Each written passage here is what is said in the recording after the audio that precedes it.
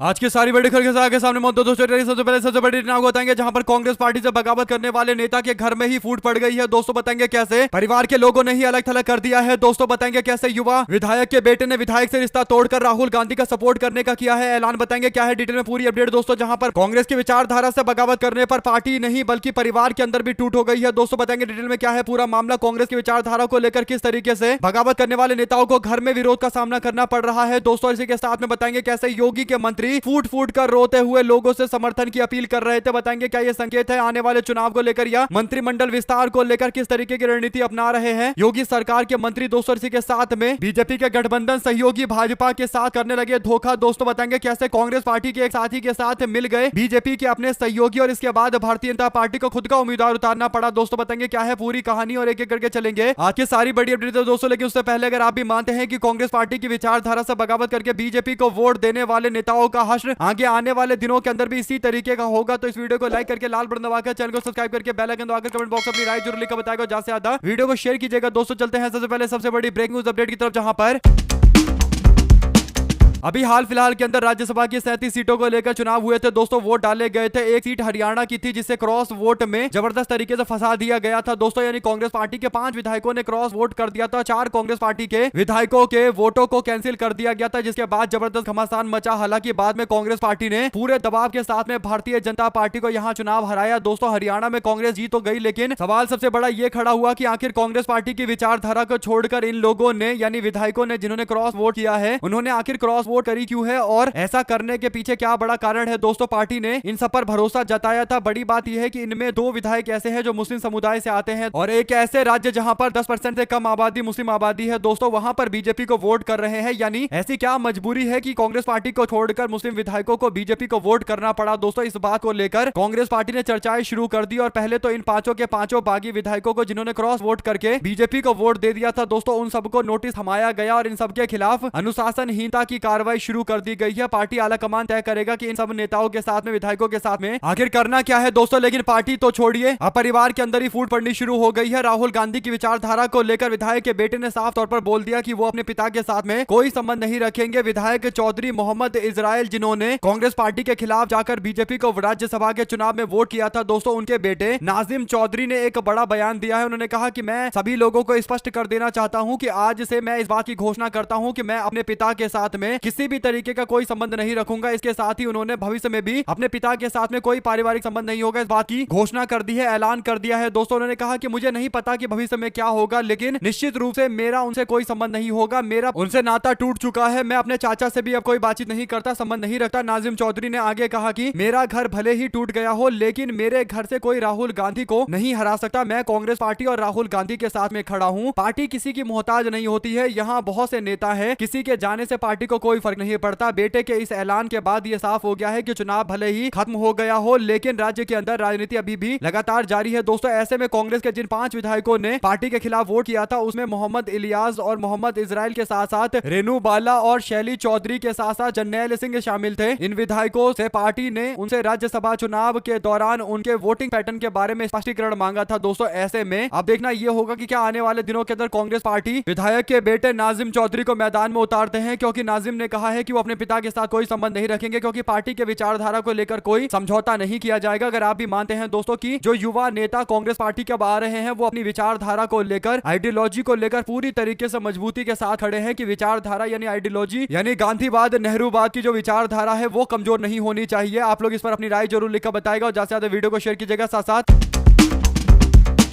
इस वक्त एक और बड़ी अपडेट केसी त्यागी से जुड़ी आ रही है दोस्तों, जिन्होंने नीतीश कुमार की पार्टी छोड़ने के बाद एनडीए गठबंधन की ही एक पार्टी ज्वाइन कर ली है। दोस्तों केसी त्यागी ने बीते दिन जनता दल यूनाइटेड से इस्तीफा देने के बाद आरएलडी के नेता जयंत चौधरी के मौजूदगी में जयंत चौधरी की पार्टी आरएलडी में शामिल हो गए और उनका जन्म गाजियाबाद के अंदर हुआ। उनका राजनीतिक जीवन काफी लंबा है दोस्तों, 1970 के दशक से लगातार राजनीति में सक्रिय है। उत्तर प्रदेश के हापुड़ लोकसभा क्षेत्र से 1989 के दशक में लगातार राजनीति में सक्रिय रहे दोस्तों और सांसद बने। ये समाज समाजवादी पार्टी के राष्ट्रीय महासचिव भी रह चुके हैं और जेडीयू के राष्ट्रीय प्रवक्ता भी रहे हैं। 2013 में उनको राज्यसभा के लिए निर्वाचित किया गया था। जेडीयू में 3 बार राष्ट्रीय महासचिव बनाया गया। 2024 में उन्होंने निजी कारणों से जनता दल यूनाइटेड के राष्ट्रीय मुख्य प्रवक्ता के पोस्ट से इस्तीफा दे दिया। दोस्तों इसके बाद आरएलडी में चले गए हैं। आरएलडी में इनका बेटा पहले से मौजूद है, तो जयंत चौधरी की पार्टी में आए हैं। देखना यह होगा कि क्या सक्रिय राजनीति करेंगे या फिर इनको राज्यसभा भेजने की तैयारी चल रही है। जो भी अपडेट इससे जुड़ी आगे आती रहेगी आप लगातार पहुंचाते रहेंगे। दोस्तों चलते हैं एक और बड़ी खबर की तरफ, जहां पर योगी आदित्यनाथ सरकार के अपने मंत्री बता रहे हैं कि प्रदेश के अंदर उनकी सरकार के दौरान उनके समाज का बुरा हाल हो रखा है। ये अपडेट योगी सरकार के कैबिनेट मंत्री संजय निषाद को लेकर है दोस्तों, जिन्होंने गोरखपुर के अंदर बीते दिन निषाद समाज के लोगों की एक बड़ी रैली का आह्वान किया दोस्तों। और दिग्विजय नाथ मैदान में इस रैली के दौरान उन्होंने कहा कि हमारी बहन बेटियों की इज्जत लूटी जा रही है, हमारे लोगों का वोट छीना जा रहा है। यूपी सरकार के मंत्री संजय निषाद खुलकर मंच पर रोते बिलखते नजर आ रहे हैं। ऐसा लग रहा है कि मंत्री होने के बावजूद उनके पास कोई पावर नहीं है दोस्तों, यानी योगी सरकार की जमकर पोल खोल रहे हैं। ऐसे में आप लोग क्या कहना चाहते हैं? अगर आप भी मानते हैं कि संजय निषाद चुनाव आते ही अब ये जानबूझकर रोना धोना कर रहे हैं, क्योंकि इनको पता है कि निषाद समाज समझ चुका है कि अब ये संजय निषाद के बस की बात नहीं है कि उनको आरक्षण दिलवाया जाए, यानी ऐसी आरक्षण दिलवाया जाए दोस्तों जिसकी डिमांड लगातार की जा रही है। और इन्हीं मुद्दों पर संजय निषाद समाज के वोट इकट्ठा करते आए हैं, लेकिन अब वो अपने हाथ खड़े कर रहे हैं और एक तरीके से रोते बिलखते हुए बताने की कोशिश कर रहे हैं कि अब उनके बस की बात नहीं है। अगर आप भी मानते हैं कि अपने बेटे को राजनीति में आगे करना और उसके बाद इस तरीके समाज में जाकर आंसू बहाना, लोगों को अब समझ में आ चुका है कि वो कौन सी रणनीति पर काम कर रहे हैं। आपकी जो भी राय है दोस्तों लिखकर जरूर बताएगा। ज्यादा से ज्यादा वीडियो को शेयर कीजिएगा। साथ साथ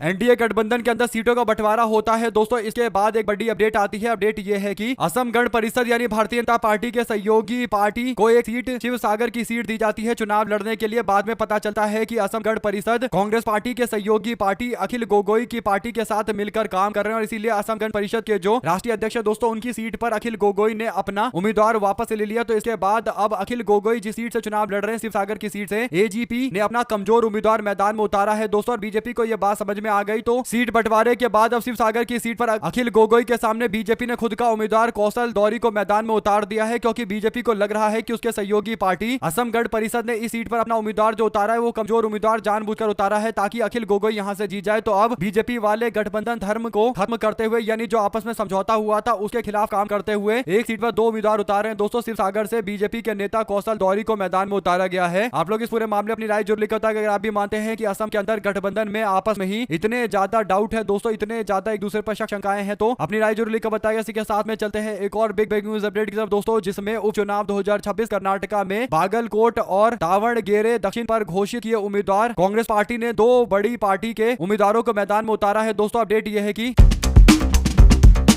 कर्नाटका के 2 विधानसभा सीटों को लेकर उपचुनाव हो रहे हैं। बागलकोट और दावणगेरे दक्षिण के अंदर उपचुनाव के लिए कांग्रेस पार्टी ने उम्मीदवारों की घोषणा कर दी है। कांग्रेस पार्टी के राष्ट्रीय अध्यक्ष मल्लिकार्जुन खड़गे ने कर्नाटका विधानसभा के आगामी उपचुनाव के लिए कांग्रेस के उम्मीदवारों के प्रस्ताव को मंजूरी दे दी है। कांग्रेस के विधायक बागलकोट विधानसभा सीट से HY मेटे के छोटे बेटे उमेश मेती को प्रत्याशी बना रहे हैं, जबकि दावणगेरे दक्षिण विधानसभा क्षेत्र से शमनूर शिवशंकरप्पा के पोते समर्थ मल्लिकार्जुन को टिकट दिया गया है। इसके साथ ही कांग्रेस पार्टी के टिकट को लेकर बनी असमंजस की स्थिति भी समाप्त हो गई है दोस्तों। टिकट की औपचारिक घोषणा रविवार को कांग्रेस पार्टी के राष्ट्रीय सचिव वेणुगोपाल ने कर दिया है, महासचिव वेणुगोपाल ने कर दिया है। और शमनूर शिवशंकरप्पा के निधन के बाद दावणगेरे दक्षिण सीट खुली हुई थी, यहां पर उपचुनाव हो रहा है, जबकि बागलकोट से विधायक HY मेती का निधन होने के बाद उपचुनाव की जरूरत पड़ गई। कांग्रेस पार्टी ने सहानुभूति के मापदंड को देखते हुए, यानी सहानुभूति मिलनी चाहिए इस बात को देखते हुए परिवार के लोगों को टिकट दिया है। और वैसे भी परिवार के लोगों को ही ऐसे मामले पर टिकट देना चाहिए, खासकर जब किसी नेता की मौत हो जाती है दोस्तों, क्योंकि सबको पता है कि एक सिंपैथी परिवार के प्रति होती है। और ऐसे में आने वाले दिनों के अंदर कांग्रेस पार्टी सीट पर अपना उम्मीदवार जरूर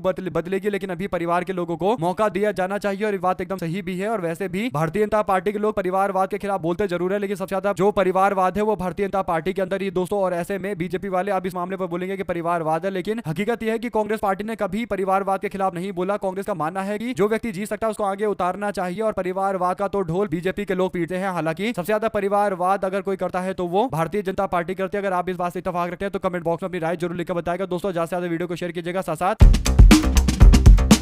भाजपा के लोग मीट मछली और इस तरीके के खाने पीने की चीजों को लेकर बवाल करते रहते हैं दोस्तों, लेकिन पश्चिम बंगाल के अंदर भारतीय जनता पार्टी के नेता चुनाव प्रचार के दौरान एक मछली को अपने हाथ में लेकर घूम रहे हैं, चुनाव प्रचार कर रहे हैं। सोशल मीडिया पर लोगों ने इस वीडियो को शेयर करते हुए कहा कि अगर हिंदी पट्टी का कोई राज्य होता और इस तरीके से मरी मछली लेकर कोई व्यक्ति घूम रहा होता तो बीजेपी के लोग बवाल कर देते, खासकर अगर विपक्ष का कोई व्यक्ति होता है दोस्तों। यहाँ तक कि आप लोग को याद होगा कि तेजस्वी यादव पर क्या आरोप लगाए गए थे कि नवरात्रि के टाइम में उन्होंने मछली खा ली और इसके बाद पूरा माहौल बनाया गया दोस्तों। एंटी हिंदू लड्डू बताने की कोशिश की गई। और आज की डेट में भारतीय जनता पार्टी के लोग चैत्री नवरात्रे के दिन इस तरीके से मछली हाथ में लेकर घूम रहे बंगाल के अंदर दोस्तों, लेकिन बीजेपी के नेताओं के मुंह से एक शब्द निकलने को तैयार नहीं है। इस पर नरेंद्र नाथ मिश्रा कहते हैं कि हिंदी पट्टी के बीजेपी के नेता टीवी न्यूज चैनल पर बीजेपी समर्थक गौर से इस बात को देख लो कि बंगाल चुनाव में नवरात्रि के बीच में बीजेपी के नेता हाथ में मछली लेकर प्रचार कर रहे हैं, बस ईमानदारी से उत्तर देंगे। ऐसा कोई विपक्षी नेता करता तो कितनी डिबेट होती इस पूरे मामले पर, कितनी भावनाएं आहत हो जाती। यानी देश के अंदर दोस्तों खान पान को लेकर जिस तरीके से एक माहौल भाजपा सरकार के दौरान बनाया गया है और खासकर मांस मछली और मीट को लेकर जिस तरीके से एक माहौल बना हुआ है और बीजेपी के लोग दूसरों के खान पीन को लेकर सवाल खड़ा करते रहते हैं दोस्तों, अब उनको जवाब देना चाहिए कि भाजपा का नेता अपने हाथ में मछली लटकाकर ऐसे घूम रहा है दोस्तों जैसे बहुत बड़ा काम करके आया बीजेपी का नेता। दो शब्द जरूर लिखकर बताएगा बीजेपी के नेता के बारे में। और बड़ी बात यह है कि भाजपा की उस मानसिकता के बारे में, विचारधारा के बारे में जो मांस मछली को लेकर उल्टी सीधी बातें बोलते रहते हैं दोस्तों और देश के अंदर अलग तरीके के भ्रम पैदा करते रहते हैं। सोशल मीडिया पर लोगों ने वीडियो शेयर करते हुए बीजेपी वालों से सवाल पूछा है, आप लोग अपनी राय जरूर लिखकर बताएगा। साथ साथ चलते हैं एक और बड़ी अपडेट की तरफ, जहां पर अखिलेश यादव बोले, कहा अगर 30 चैनल सच बोलने लगेंगे देश के अंदर तो फिर तुरंत सत्ता परिवर्तन हो जाएगी। यानी उनका निशाना उन मीडिया वालों की तरफ है दोस्तों जो अपने आपको टीवी चैनल नेशनल न्यूज बताते रहते हैं। अगर ये लोग सच्चाई बोलने लगे तो सब कुछ बदल जाएगा। बात तो सही है दोस्तों, बेशक अखिलेश यादव ये बोल रहे हैं, लेकिन इसके इतर अखिलेश यादव अगर ये भी बोलते तो बहुत बड़ी बात है कि ये लोग अगर गलत चीजों को जस्टिफाई करना बंद कर दे, यानी न्यूज चैनल वाले गलत चीजों को भी सपोर्ट करना बंद कर दे, तभी भाजपा की सरकार चली जाएगी और परिवर्तन हो जाएगा। बड़ी बात यह है दोस्तों की गोदी मीडिया इसलिए बोला जाता है ये केवल सपोर्ट नहीं करते बल्कि ये गलत चीजों को बचाव भी करते हैं और गलत जो पर बीजेपी के बचाने के लिए कुछ भी कर जाते हैं दोस्तों। और यही बड़ा कारण है कि ये पूरी तरीके से भाजपा का आईटी सेल बनकर काम कर रहे हैं और अखिलेश यादव का इन्हीं और निशाना है। आप लोग इस पर क्या कहना चाहते हैं लिखकर जरूर बताएगा। साथ साथ लद्दाख के अंदर सामाजिक कार्यकर्ता सोनम वांगचुक पहुंचे तो माहौल एकदम गर्मा गर्मी वाला था दोस्तों, लोगों ने जोर शोर से उनका स्वागत किया। अपडेट ये है कि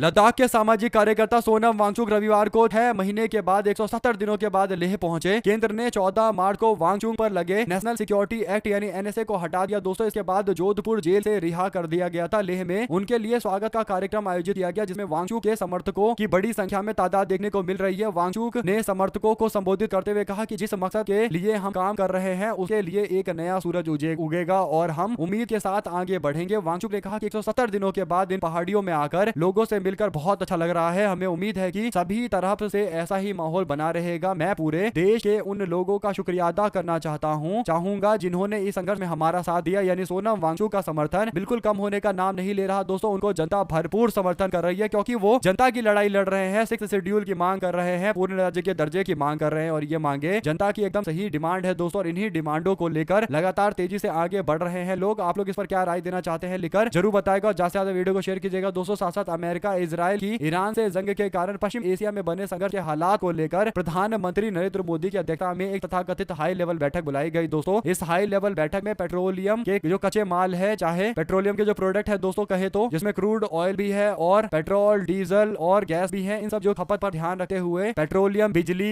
एमएसएमई और व्यापार, शिपिंग के साथ साथ सप्लाई चेन जैसे सेक्टर्स पर इसका असर गलत ना पड़े, इन बातों पर ध्यान देने के लिए बोला गया। मीटिंग में केंद्रीय गृह मंत्री अमित शाह, वित्त मंत्री निर्मला सीतारमण और स्वास्थ्य मंत्री जेपी नड्डा और पेट्रोलियम मंत्री हरदीप सिंह पुरी और कृषि मंत्री शिवराज सिंह चौहान समेत कई बड़े नेता शामिल हुए। सरकार का यह सबसे बड़ा फोकस रहा है कि देशवासियों को खाद, ईंधन और ऊर्जा की कोई कमी ना हो, ऐसा दावा बीजेपी सरकार के प्रेस नोट में किया जा रहा है दोस्तों। लेकिन आम जनता को तो गैस की भी किल्लत झेलनी पड़ रही है, आम जनता को तो महंगाई झेलनी पड़ रही है और तमाम तरीके के अलग अलग तरीके की किल्लत झेलनी पड़ रही है दोस्तों। यहाँ तक कि कई जगह पर तो इतने पावर कट देखने को मिल रहे हैं कि लग रहा है कि कहीं ना कहीं बिजली को लेकर भी भाजपा सरकार की तैयारी एकदम फेल है। आप लोग पूरे मामले अपनी राय जरूर लेकर बताएगा दोस्तों। ज्यादा से ज्यादा वीडियो को शेयर कीजिएगा। साथ साथ चलते हैं एक और बड़ी अपडेट की तरफ, जिसमें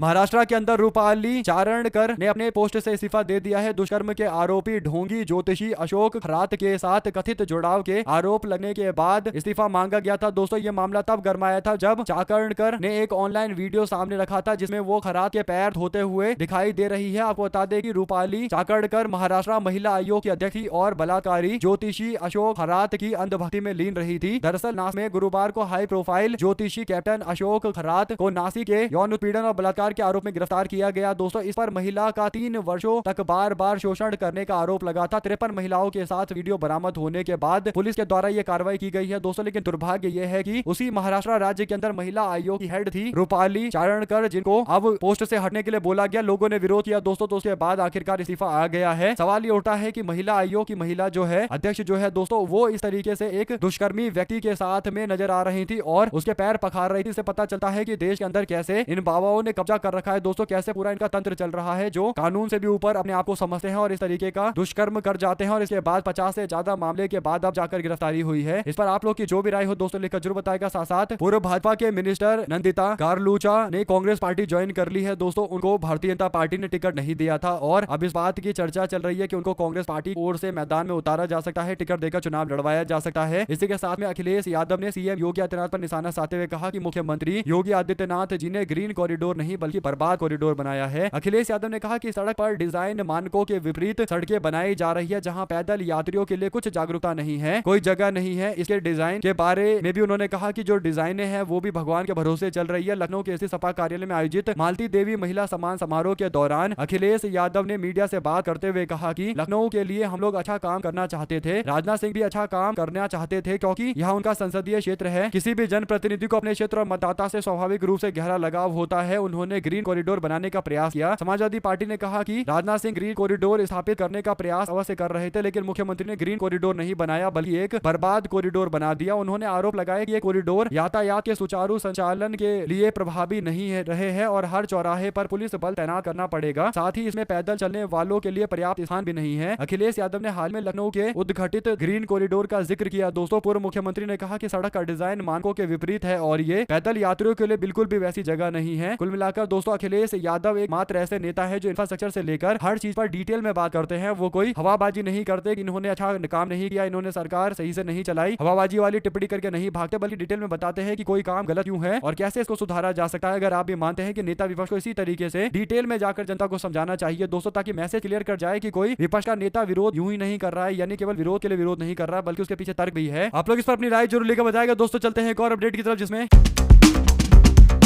बीजेपी की सहयोगी एजीपी के उपाध्यक्ष रंजीत डेका ने पार्टी से इस्तीफा दे दिया है दोस्तों। एजीपी यानी असम गण परिषद के वाइस प्रेसिडेंट रंजीत डेका ने रिजाइन कर दिया है। टिकट उनको नहीं दिया गया था, टिकट डिनाई किया गया है। तो ऐसे कई और बड़े इस्तीफे लगातार असम के अंदर होते चले जा रहे हैं। साथ ही साथ दोस्तों पुडुचेरी के अंदर जो ओझू करे के निर्दलीय विधायक शिव शंकर है, उन्होंने कांग्रेस पार्टी ज्वाइन करने का फैसला लिया है। पुडुचेरी के प्रभारी और स्थानीय नेतृत्व के साथ मिलकर उन्होंने कांग्रेस पार्टी के साथ में आने का फैसला लिया है। आपको बता दें कि ये जो सीट है दोस्तों, ये काफी ज्यादा अलग तरीके की सीट है, यानी ओजू करई की जो सीट है, इस पर पिछली बार विधानसभा चुनाव की बात करें तो कांग्रेस पार्टी नहीं लड़ी थी दोस्तों, वीसीके पार्टी लड़ी थी जिसको 5633 वोट मिले थे। एमएनएम पार्टी को 1185 वोट मिले थे और ऑल इंडिया एनआरसी को 11121 वोट मिले थे, यानी लगभग 819 वोट से यहाँ पर निर्दलीय प्रत्याशी एम शिवशंकर चुनाव जीते थे और अब वो कांग्रेस पार्टी में आ गए हैं। और ये पुरानी कांग्रेस की सीट रही है। 2016 में कांग्रेस इसको जीती थी, 2006 में कांग्रेस जीती थी और 11 में एक बार एआईएनआरसी यहाँ चुनाव जीती थी। तो ऐसे में इस सीट पर कांग्रेस पार्टी का अमूमन दबदबा रहा है। ऐसे में निर्दलीय व्यक्ति अगर आ जाता है, यानी कांग्रेस को प्रत्याशी मिल गया है दोस्तों, कांग्रेस पार्टी सीट पर अपना उम्मीदवार उतारेगी और पूरी तरीके से ये चुनाव अब कांग्रेस पार्टी के लिए यहाँ पर आसान हो चुका है। साथ ही साथ दोस्तों अब मोदी सरकार के मंत्रियों की तस्वीर लगनी देश में शुरू हो गई है, क्योंकि पेट्रोल डीजल और गैस के दाम बढ़ने शुरू हो गए हैं। तो मोदी की फोटो हटेंगी और अब मंत्रियों की फोटो लगनी शुरू हो जाएंगी। अपडेट ये है कि एनडीटीवी ने सोशल मीडिया पर एक पोस्ट किया दोस्तों, इसमें लिखा कि fuel price impact from April 1 likely, यानी 1 अप्रैल से देश के अंदर पेट्रोल डीजल इन सब जो के दाम बढ़ेंगे। एविएशन मिनिस्टर के द्वारा दिए गए इस बयान को इसलिए बड़ा माना जा रहा है दोस्तों, क्योंकि एविएशन मिनिस्टर ने ये बयान उस दौर में दिया है जब देश के अंदर पेट्रोल डीजल के दाम बड़ी मात्रा में बढ़ाए जाएंगे, इसमें कोई दो राय नहीं है। और बड़ी बात यह है दोस्तों कि मंत्री की फोटो लगाई गई है, यानी अभी तक देश को पता भी नहीं था कि एविएशन मिनिस्टर कौन है, लेकिन अब देश के लोगों को सब पता चल जाएगा कि आखिर पेट्रोल वाला मिनिस्टर कौन है, आखिर गैस वाला मिनिस्टर कौन है, आखिर हवाई जहाज वाला सिविल एविएशन मिनिस्टर कौन है। सारे मंत्रियों के नाम आपको याद हो जाएंगे दोस्तों। कारण यह है कि अब देश में जब महंगाई बढ़ेगी तो नरेंद्र मोदी की फोटो हटेगी और मंत्री अपने आप ऑटोमेटिक आगे हो जाएंगे, और इसीलिए मंत्री की फोटो लगना शुरू हो गया है। तो लोगों ने कहा कि मोदी की फोटो हटकर मंत्री की फोटो लग गई, यानी अब देश में पेट्रोल डीजल के दाम और ज्यादा बढ़ने वाले हैं। अगर आप इस बात से इत्तेफाक रखते हैं दोस्तों तो कमेंट बॉक्स में अपनी राय जरूर लिखकर बताएगा। साथ साथ सर्वे एजेंसी वीप रेड साइड के अनुसार पश्चिम बंगाल के चुनाव में तृणमूल कांग्रेस को बढ़त मिल रही है। महिलाओं का समर्थन पश्चिम बंगाल में ममता बनर्जी को डंके की चोट पर मिल रहा है, जिस कारण से ममता बनर्जी इस बार चुनाव में फिर से स्वीप कर सकती है दोस्तों। Battle of Bengal survey and mood के नाम से सर्वे जारी किया गया है और वी प्रिसाइड के नाम से ये सर्वे एजेंसी है दोस्तों, जिन्होंने बताया है कि ऑल इंडिया कांग्रेस यानी तृणमूल कांग्रेस को 47% के आसपास वोट मिल सकता है, जो भाजपा से लगभग